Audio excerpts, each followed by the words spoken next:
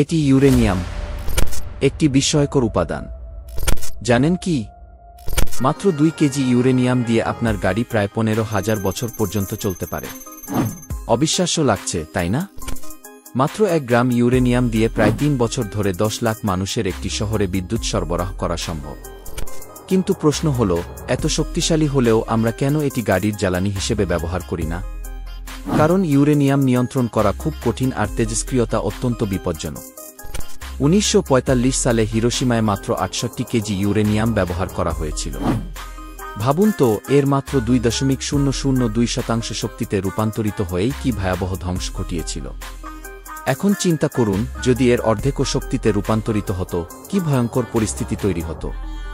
Uranium আমাদের জন্য আশীর্বাদ, আবার অভিশাপও। এর শক্তি অবিশ্বাস্য, কিন্তু এর ব্যবহারের দায়িত্ব আমাদেরই। আপনাদের কি মনে হয়? কমেন্টে জানাতে ভুলবেন না।